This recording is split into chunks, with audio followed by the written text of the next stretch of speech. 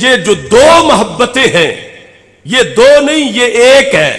اعلی حضرت کے یہ لفظ لیس حب الصحابۃ لذواتہم ولا حب اہل البیت لانفسہم معیار بیان کیا صحابہ رضی اللہ تعالی عنہم اور اہل بیت اطہار رضی اللہ تعالی عنہم کے پیار کا.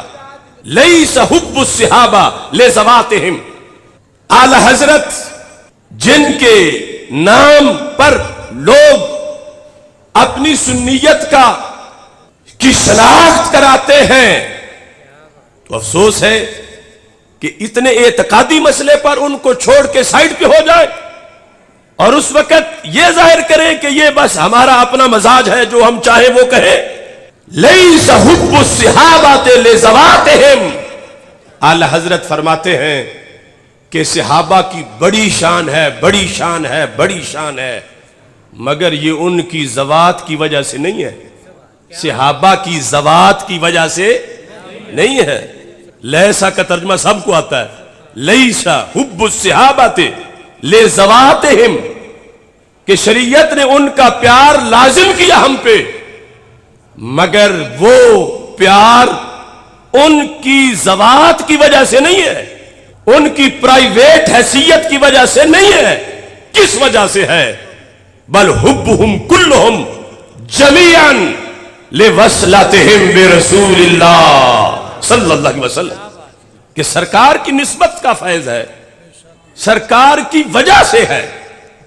سرکار کی نسبت نہ ہوتی تو یہ ہم پہ ان کا پیار لازم نہ کرتی شریعت. یہ سرکار کی وجہ سے لازم ہوا.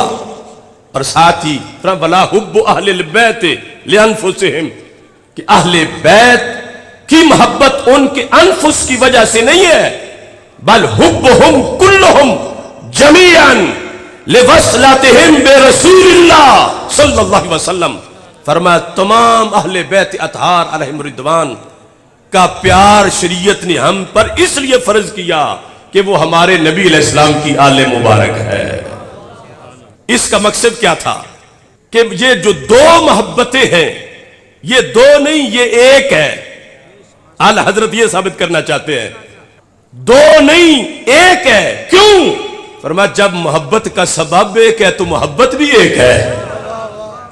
یا تو آل کی محبت کا سبب اور ہوتا اصحاب کی محبت کا سبب اور ہوتا تو پھر ایک طرف آل والے ہو جاتے دوسری طرف اصحاب والے ہو جاتے.